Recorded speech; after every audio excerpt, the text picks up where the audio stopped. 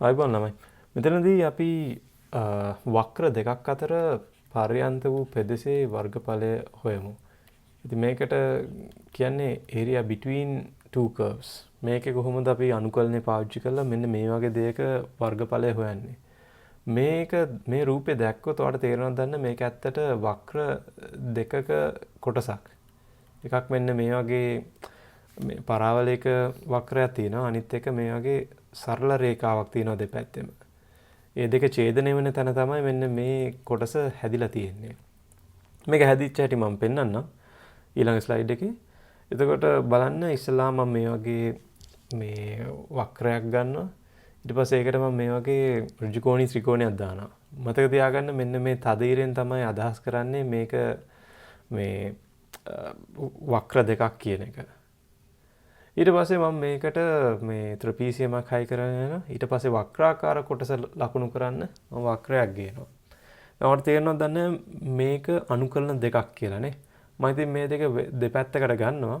එතකොට ඒත් එක්ක මම මේකට සීමාවන් දානවා. මේ අඳුරු කරපු කොටස තමයි අපි දැන් හොයන්න ඕනේ. එතකොට මෙතන AB කියලා දාලා තියෙන්නේ අන්න ඒ x අක්ෂයේ තියෙන සීමාවන් වලට. එතකොට වගේ අනුකලනයේදී සාමාන්‍යයෙන් අපි අර කොක්ක දාලා මෙතන BA දාන්නේ අන්න ඒක එන්න ඕනේ මෙතන.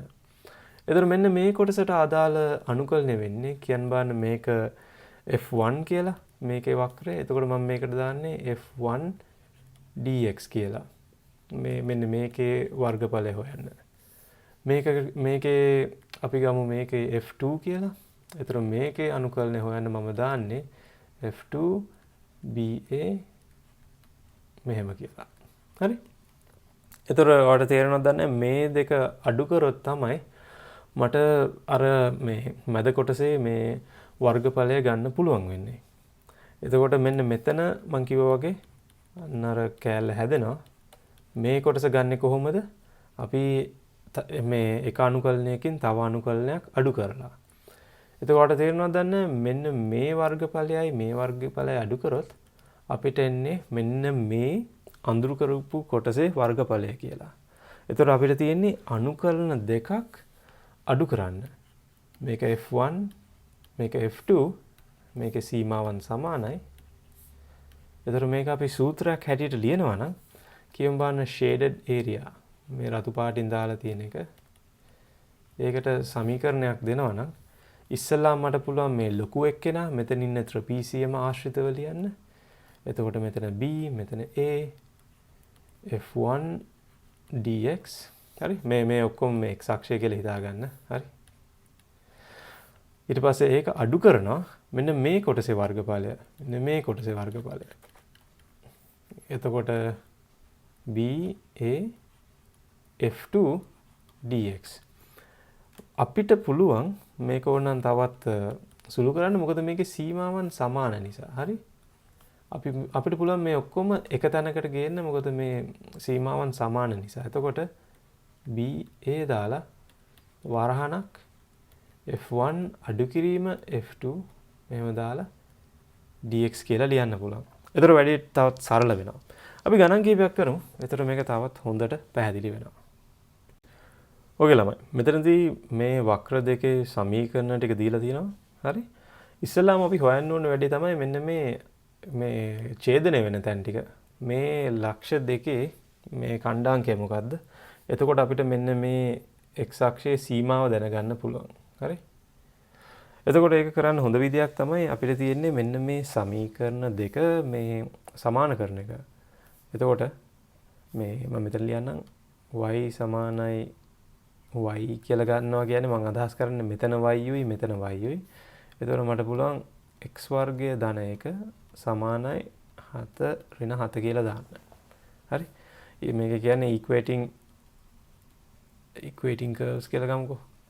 මේකේ තර්කය වන්නේ දැන් ඔයාලට තේරෙනවද දන්නේ මේකෙන් අදහස් කරන්නේ මෙන්න මේ තැනේ y අගයන් දෙක සමානයි කියන එකනේ නේද? ඒ වගේම මෙතන අදහස් කරන්නේ මේ පැත්තේ මේ සමීකරණ දෙකේ y අගය සමාන වෙන්න ඕනේ මේ මෙතන. එතකොට ඒකට අදාළ x අගයන් දෙක මොනවද? අන්න ඒකයි ඒක අහන්නේ.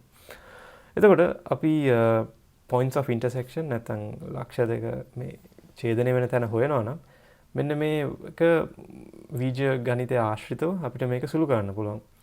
එතකොට අපි ඔක්කොම පද ටික එක පැත්තකට ගෙනාවොත් මේ ඍණ x මෙහා පැත්තට ආව ධන x වෙනවා. මේ 7 ඍණ 7 වෙලා මෙතන ඍණ 6 වෙනවා. සමානයි බිඳුව. අපිට මේක සාධක වලට කඩන්න පුළුවන් මෙන්න මේ ආකාරයට.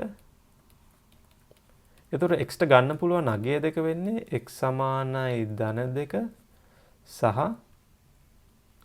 x සමානයි ඍණ 3. එහෙනම් ඒ විදිහට මෙතෙන්ට ඍණ 3 එන්න ඕනේ. මෙතෙන්ට ධන 2 වෙන්න ඕනේ. මෙන්න මේ x අක්ෂයේ. ඒක හොයාගත්තට පස්සේ අපිට තියෙන්නේ මෙන්න මේ වර්ගඵල දෙක අඩු කරලා මෙන්න මේ කොටසේ වර්ගඵලය හොයන එක. දැන් ඒක කරන්නේ කොහොමද? අපි ඉස්සලාම සමීකරණ දෙක ඇඳ ගන්න ඕනේ. ඉස්සලාම බලන්න ලොකුම වර්ගඵලයේ තියෙන කාටද? එහෙනම් මම මෙතනින් මාක් කරන කොටසනේ. ත්‍රිපීසියම හදන කෑල්ල තමයි මෙතනින් අහුවෙන්නේ. එතකොට ඒක මෙතන දාන්න. එතකොට ඒකට මම මේ A1 කියලා දෙන්නම්. ඒකේ වර්ගඵලය වෙන්නේ 2 ඍණ 3යි මෙන්න මේ 7 ඍණ x dx. හරි. ඊළඟට එකට මම වෙන පාටක් පාවිච්චි කරන්නම්. බලමු මේ පාට හරියයිද කියලා. මෙන්න මේ කොටසේ පේනවද දන්නේ වෙනස.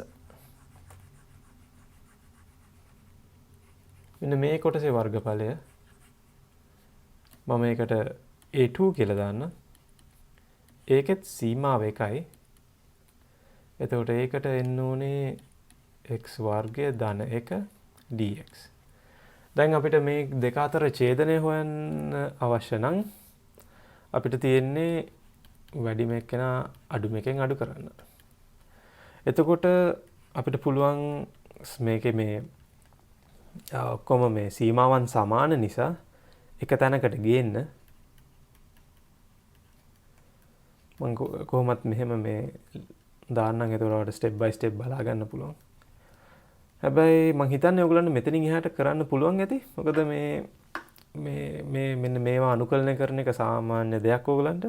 නමුත් මෙහෙමයි අපි සාමාන්‍ය මේ වගේ ගානක් හදන්නේ. එහෙනම් ළමයි දැනට එච්චරයි. මම හිතන්නේ මම ගොඩක් දේවල් කවර් කරා මේ පාඩම ඇසුරෙන්. ආයිබෝවන්.